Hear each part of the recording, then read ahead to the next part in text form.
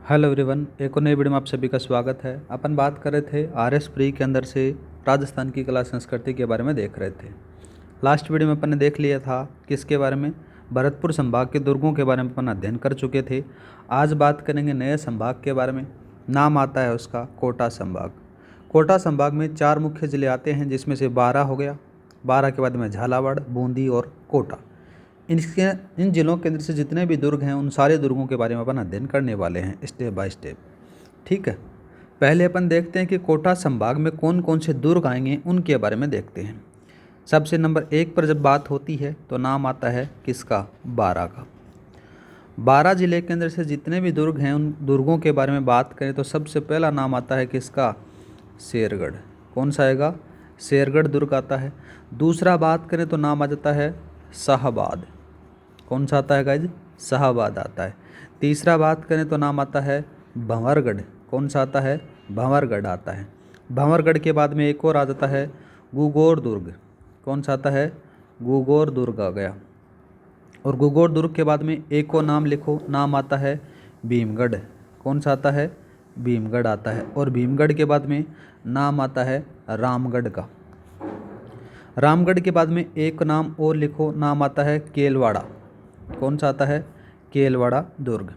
और केलवाड़ा दुर्ग के बाद में एक और लास्ट दुर्ग आ जाता है छोटा नाहरगढ़। कौन सा, छोटा नाहरगढ़ दुर्ग। ये 12 जिले के दुर्ग हैं जो उनको बारे में अपन पढ़ने वाले हैं। अब चलते हैं नेक्स्ट के बारे में। नेक्स्ट कौन सा आ जाता है, नेक्स्ट लिखो आप झालावाड़। झालावाड़ का जो दुर्ग है उसके अंदर से सबसे ज़्यादा सवाल पूछे जाते हैं। हर एग्जाम में आप उठाकर देख सकते हो कि कौन कौन सा आता है। तो जब झालावाड़ का नाम आ गया तो गागरोन दुर्ग का नाम आए ऐसा होना पॉसिबल नहीं है। तो कौन सा आता है, गागरोन दुर्ग। गागरोन दुर्ग के अंदर से सबसे ज़्यादा सवाल पूछे जाते हैं। गागरोन के बाद में दूसरा नाम आता है मनोहर थाना। कौन सा आता है, मनोहर थाना दुर्ग आ गया। ठीक है, मनोहर थाना दुर्ग। मनोहर थाना दुर्ग के बाद में एक और नाम आ जाता है झालावाड़ दुर्ग आता है। कौन सा आता है, झालावाड़ दुर्ग आ गया। झालावाड़ दुर्ग के बाद में बात करें तो कौन सा आ जाता है, नवलखा। नवलखा दुर्ग आ गया। नवलखा दुर्ग के बाद में बात करें तो कौन सा आता है, मऊ का किला। मऊ का किला। मऊ का किला के बाद में बात करें तो नाम आ जाता है मेडाना। मेडाना का किला। ये झालावाड़ के अंदर दुर्ग देखने को मिल जाते हैं। आर्ट एंड कल्चर के अंदर से अपन दुर्गों का ऐसा कोई क्वेश्चन नहीं छोड़ेंगे जो आपके एग्जाम से बाहर जाए। ठीक है, 12 आपने देख लिया, झालावाड़ देख लिया। तीसरा बात करते हैं। तीसरा जिला कौन सा आता है, कोटा संभाग में कौन सा आएगा गाइस, बूंदी आता है। और बूंदी में एक ही दुर्ग आपको देखने को मिलेगा और उस दुर्ग का नाम आ जाता है तारागढ़। और तारागढ़ कहाँ है, अजमेर में भी है, याद रखना। तो एक दुर्ग और याद रखना, इसके साथ में नाम आता है इंदरगढ़। ये भी आपको बूंदी में देखने को मिलता है। 3 जिले हो गए। चौथा जिला कौन सा जाता है, कोटा हो गया। कोटा में कौन कौन से दुर्ग अपन पढ़ने वाले हैं। कोटा का जब जिक्र हो गया तो नाम एक तो कोटा का खुद का दुर्ग है, कोटा दुर्ग, जो 1857 की क्रांति हुई थी, याद होगा आपको। साथ में बात करें कोटा दुर्ग हो गया, एक और नाम आ जाता है मधुपुर। मधुपुरगढ़ आ गया। मधुपुरगढ़ के बाद में बात करें तो नाम आ जाता है अकेलगढ़। कौन सा आता है, अकेलगढ़ आ गया। तो ये सारे के सारे क्या हैं गाइज, कोटा संभाग के दुर्ग माने जाते हैं। इन सारों के बारे में अपन देखने वाले हैं। तो आज अपन इस वीडियो में चर्चा करेंगे किसके बारे में, जो सबसे ज़्यादा सवाल अपने एग्जाम में पूछे जाते हैं। उसका नाम आता है गागरोन दुर्ग। कौन सा देखने वाले हैं, गागरोन दुर्ग। तो गाइज हेडिंग डालो, अपन बात करते हैं किसके बारे में, गागरोन दुर्ग के बारे में। यहाँ पर अपन बात करेंगे गागरोन दुर्ग। कौन कौन सा गागरोन दुर्ग देखने वाले हैं, गागरोन दुर्ग। गागरोन दुर्ग है कहाँ पर, जब स्थान का जिक्र होता है तो स्थान का नाम आता है झालावाड़। कौन सा आता है, झालावाड़ आता है। क्लास की पीडीएफ फाइल आपको टेलीग्राम पर मिल जाएगी। क्लास का जो टेलीग्राम का लिंक है डिस्क्रिप्शन में दे रखा है, वहाँ पर जाकर आप ज्वाइन कर सकते हो। हर क्लास की पीडीएफ आपको वहाँ पर अवेलेबल होती है। गागरोन दुर्ग के बारे में जितनी भी चीज़ें होंगी अपन सारी चर्चा करने वाले हैं। इसको कौन सी श्रेणी में रखा जाता है, तो ये जल दुर्ग कहा जाता है। कौन सा है, जलदुर्ग कहा जाता है। क्यों कहा जाता है जलदुर्ग? तो दो नदियों के संगम पर बना हुआ है। एक तरफ से नदी आती है काली सिंध और दूसरी तरफ से नदी आती है आहू नदी। देखो याद करने का थोड़ा सा तरीका है, इस तरफ से निकलती है एक नदी और इस तरफ से एक और नदी आती है। इस वाली नदी के दोनों के जब संगम के ऊपर यहाँ पर ये दुर्ग बना हुआ है। ठीक है, इस प्रकार से कह सकते हो ये दुर्ग बना हुआ है और बिना नींव का दुर्ग माना जाता है। यहाँ पर कौन सी आएगी? यहाँ पर आएगी काली सिंध। कौन सी आएगी? काली सिंध नदी आएगी। और इधर से कौन सी आएगी? इधर से आएगी आहू नदी। कौन सी नदी आएगी? आहू नदी। और इन दोनों के संगम पर बना हुआ है, बिना नींव के ऊपर बना हुआ है। ठीक है, अब बात करते हैं इस दुर्ग के उपनामों के बारे में। यहाँ पर लिखो उपनाम। कौन कौन से इसके उपनाम हैं? देखो उपनामों से रिलेटेड बहुत बार एग्जाम में सवाल पूछा जाता है और हर एग्जाम में पूछा जाएगा। इसके उपनामों में जब चर्चा होती है तो पहला नाम आता है कौन सा? डोडगढ़ इसको कहा जाता है। क्या कह सकते हैं इसको? डोडगढ़ कहते हैं। दूसरा बात करें तो इसको एक और नाम आ जाता है धुल्लरगढ़। क्या कहते हैं इसको? धुल्लरगढ़ कहा जाता है। तीसरा बात करें धुल्लरगढ़ के बाद में एक और नाम आ जाता है शाहगढ़। क्या कहते हैं इसको? शाहगढ़ कहा जाता है। पांचवा बात करें तो एक और नाम आता है इसका गिद्दकगढ़। क्या कहते हैं इसको? गिद्दकगढ़ कहा जाता है। ये गागरोन दुर्ग के उपनाम माने जाते हैं। ठीक है, और बात करें इसी के बारे में, जो गागरोन दुर्ग है ना, गागरोन दुर्ग के ऊपर खिची चौहानों का अधिकार रहा था। और यहाँ पर हीरामनी जाति के तोते होते हैं। वो क्या करते हैं कि मनुष्य के जैसी आवाज़ निकालते हैं। जैसे आप अपनी गर्लफ्रेंड की कॉपी करते रहते हो ना कभी कभार मजाक में, तो वैसा का वैसा ये काम करते हैं। जैसा आप कुछ बोलोगे वैसा ये बोलते रहते हैं। तो इसके बारे में लिख लो आप। यहाँ पर क्या लिखोगे कि गागरोन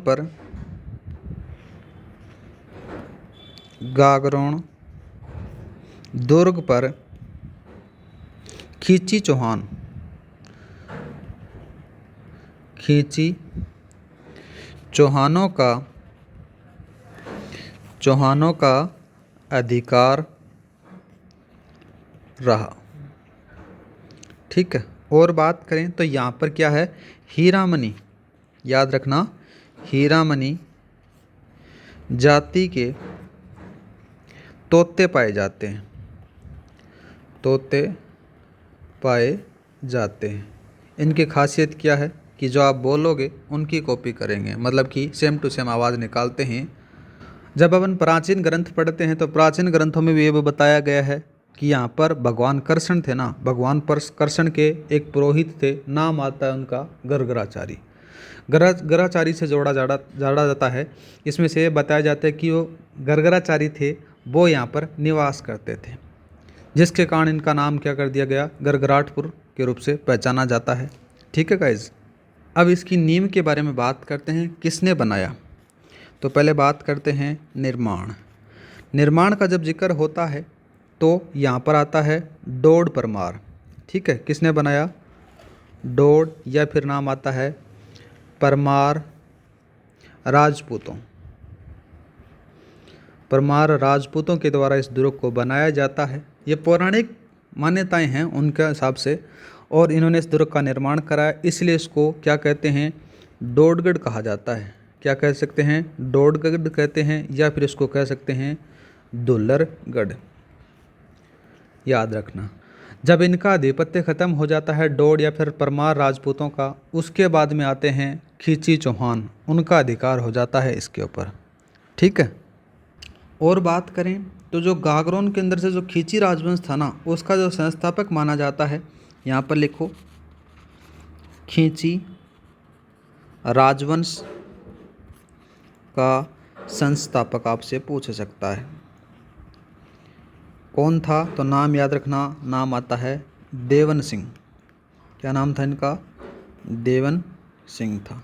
इनके द्वारा खिची राजवंश की स्थापना की जाती है गागरोन पर। इन्होंने क्या किया, उन सारी चीज़ों के बारे में बात करें तो यहाँ पर नाम आ जाता है बिज्जल देव। क्या नाम आएगा? बिज्जल देव। बिज्जल देव नामक आ जाता है जो डोड शासक था, बोले तो अपन बोल सकते हैं, जैसे अपन पहले बताया था, या फिर परमार राजपूत था। ये जो खिची राजवंश का संस्थापक नाम आता है कौन? देवन सिंह। और बीजल देव डोड परमार शासक था। इन दोनों के मध्य यहाँ पर युद्ध होता है, ठीक है।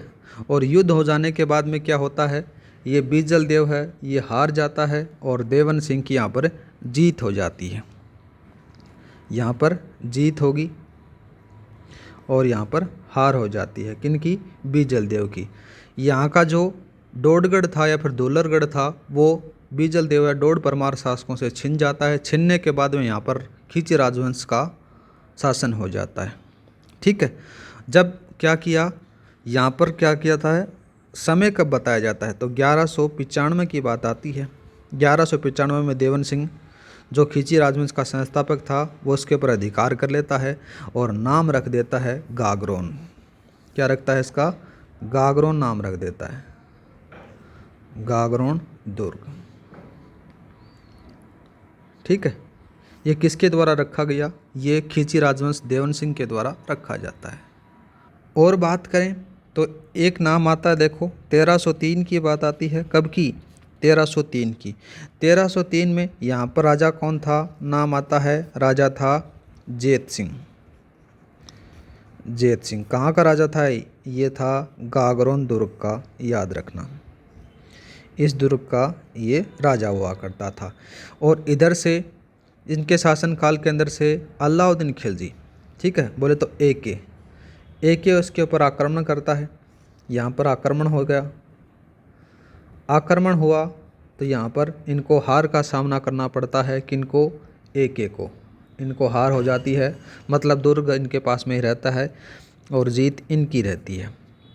बाद में बात करें तो राव जेत सिंह के बाद में सबसे महत्वपूर्ण जो शासक आते हैं, कौन नाम आता है उनका, खींची राजवंश के अंदर से ही बात करें तो नाम आता है उनका पीपाजी।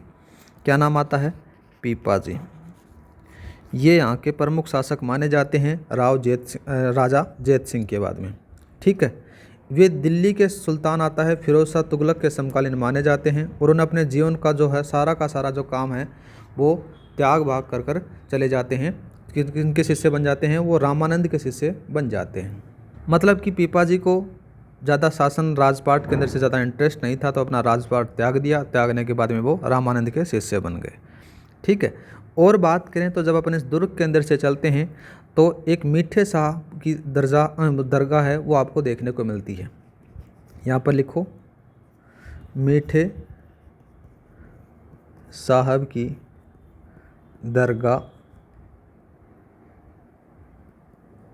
यहाँ है, ठीक है। और बात करें इन्हीं के साथ के अंदर से कि क्या क्या चीज़ें आपको देखने को मिलती है। जब यहाँ पर जो पीपाजी शासक थे उन्होंने अपना शासन राजपाट त्याग दिया, त्यागने के बाद में यहाँ पर एक छतरी बनाई जाती है और वो आहू और काली सिंध नदी हैं उन दोनों के संगम के पर बनाई जाती है। तो यहाँ पर क्या लिखोगे, पीपाजी, पीपाजी की छतरी है, ठीक है, छतरी है। और बात करें तो जो पीपाजी हैं ये दर्जी समुदाय के क्या माने जाते हैं, आराध्य देव हैं, आराध्य देव हैं, ठीक है।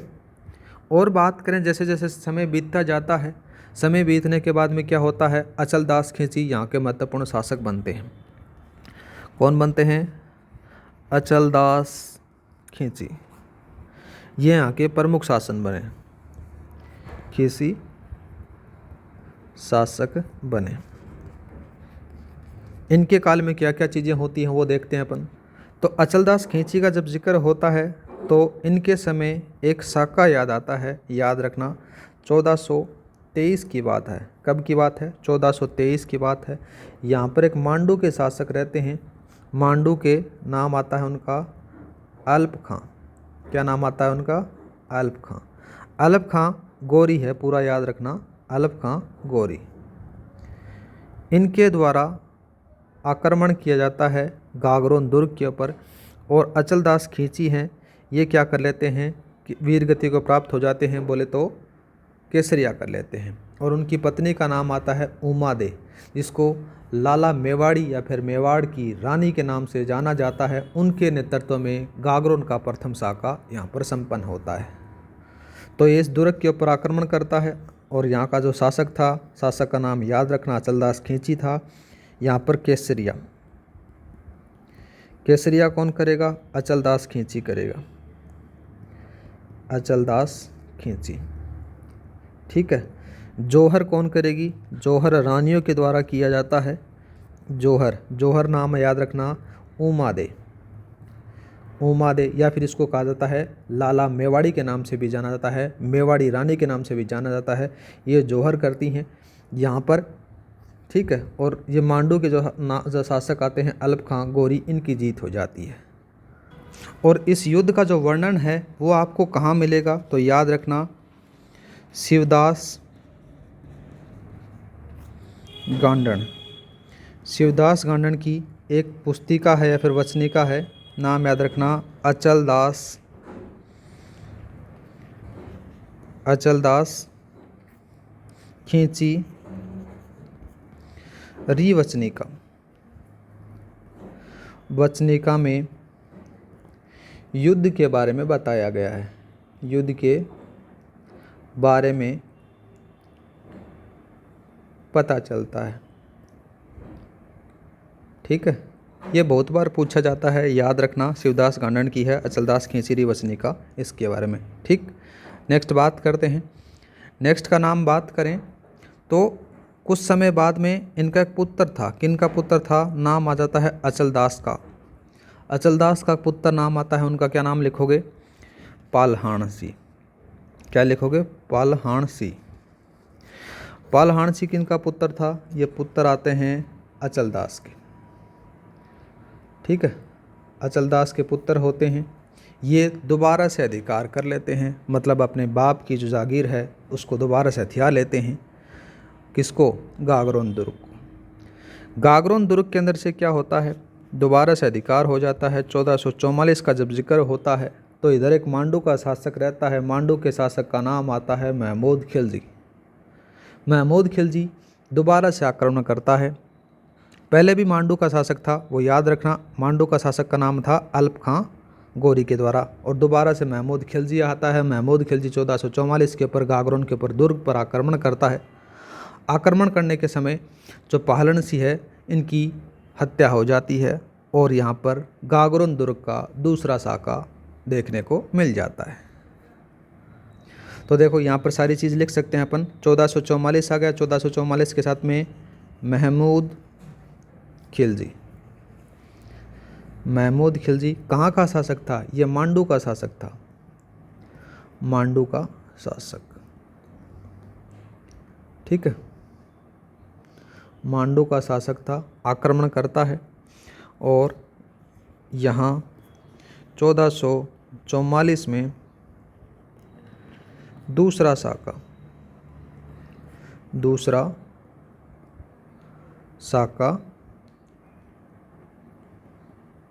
होता है।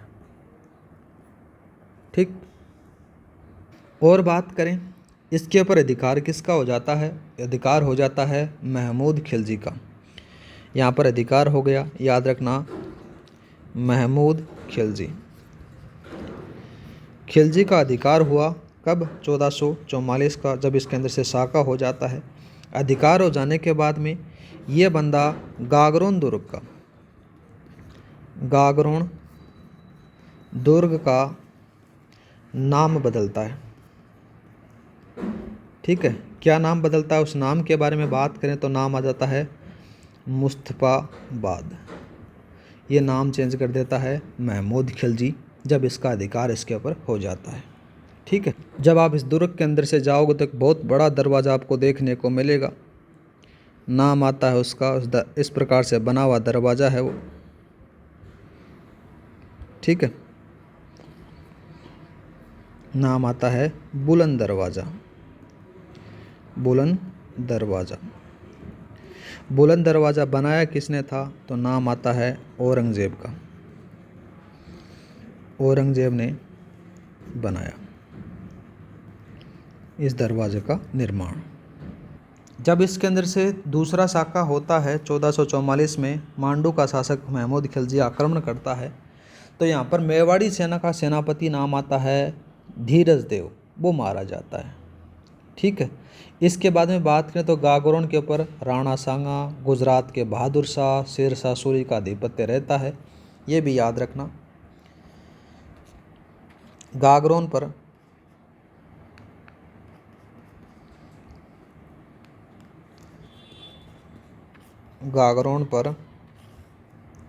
राणा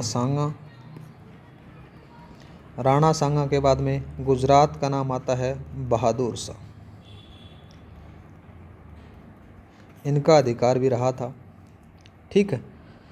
और बाद में शेरशाह सूरी का भी आधिपत्य रहा था, और बाद में क्या हो जाता है, मुगलों का आधिपत्य यहाँ पर आ जाता है।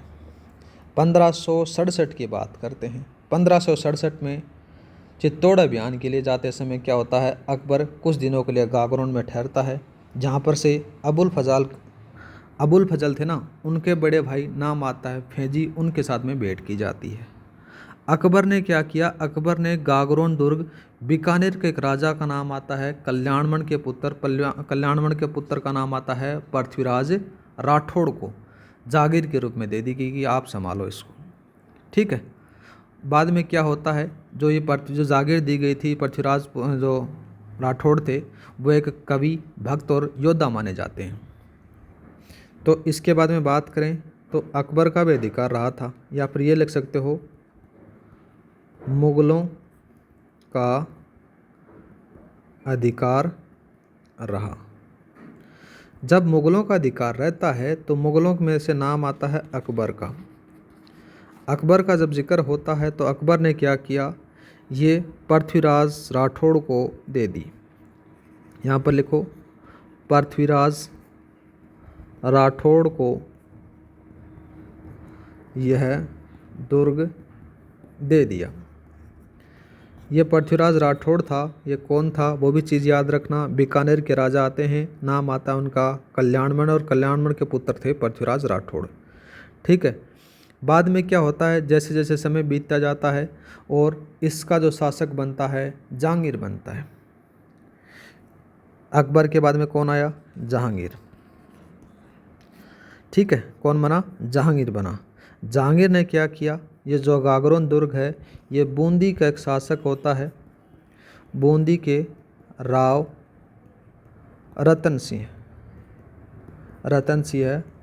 हाड़ा को दे दिया, ठीक है। अकबर के मरने के बाद में जहांगीर जब बनता है इसका शासक, ठीक है।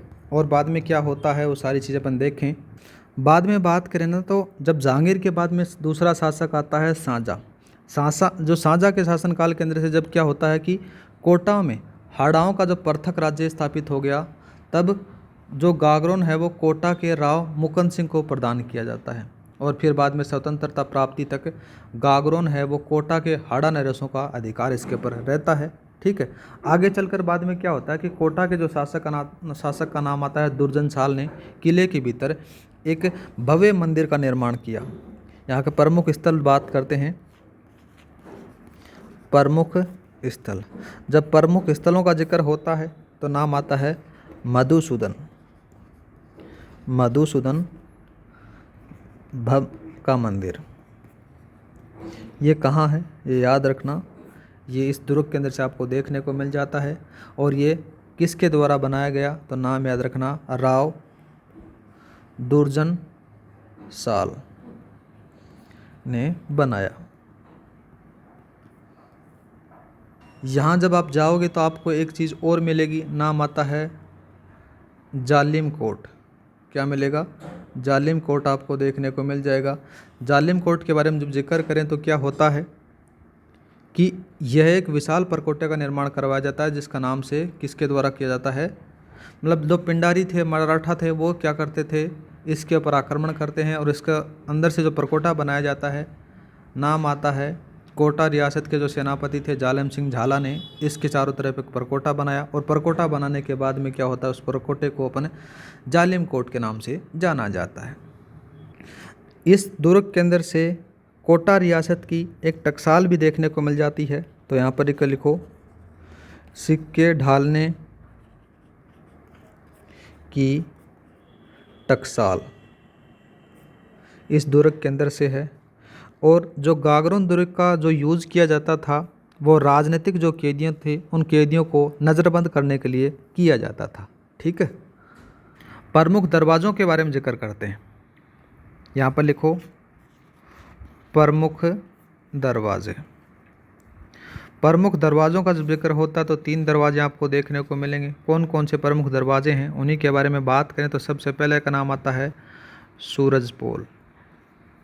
सूरज पोल के बाद में आता है भैरव पोल। कौन सा आता है? भैरव पोल आता है। और भैरव पोल के बाद में नाम आता है गणेश पोल। ये इसके 3 प्रमुख दरवाजे माने जाते हैं।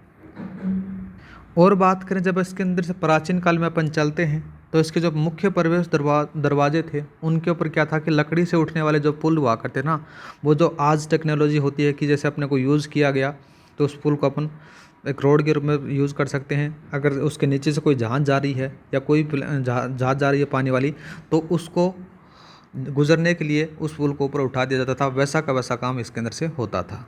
उस समय तो जहाज़ हुआ नहीं करती थी, लेकिन मतलब ऐसा इस टेक्नोलॉजी के ऊपर उसको यूज़ किया जाता था। जब इस दुर्ग के अंदर से अपन चलते हैं तो आपको विशाल जौहर कुंड देखने को मिल जाएंगे और अचलदास और उनकी रानियों के महल देखने को मिल जाएंगे। नखराना महल देखने को मिल जाएगा, बारूद खाना मिल जाएगा, टकसाल मिल जाएगी, मधुसूदन मिल जाएगा, शीतला माता का मंदिर भी मिल जाता है। ये भी याद रख सकते हो, शीतला माता। ठीक है, शीतला माता का मंदिर यहाँ पर आपको देखने को मिल जाता है। और बात करें तो नाम आ जाता है सूफी संत आता है मीठे साहब की दरगाह आपको यहाँ पर देखने को मिल जाती है। और बुलंद दरवाज़ा है वो भी आपको मैंने बताया कि औरंगजेब के द्वारा बनाया गया था, वो ये भी यहाँ पर है। तो इस प्रकार से जो गागरोन दुर्ग के बारे में जितनी भी मैन जो चीज़ें थी वो अपनी आज कंप्लीट हो जाती हैं। नेक्स्ट वीडियो में अपन चर्चा करेंगे बूंदी का किला। नाम आता है तारागढ़ दुर्ग। तारागढ़ दुर्ग है वो एक अजमेर में भी है और एक अपने बूंदी के अंदर है। बूंदी वाले में अपन डिस्कस करेंगे। आज के लिए इतना ही। जय हिंद, जय भारत। क्लास अच्छी लगी हो तो लाइक और सब्सक्राइब करना न भूलें। क्लास की वीडियो फाइल आपको टेलीग्राम पर मिल जाएगी। टेलीग्राम का जो लिंक है डिस्क्रिप्शन में दे रखा है, वहाँ पर जाकर आप ज्वाइन कर सकते हो।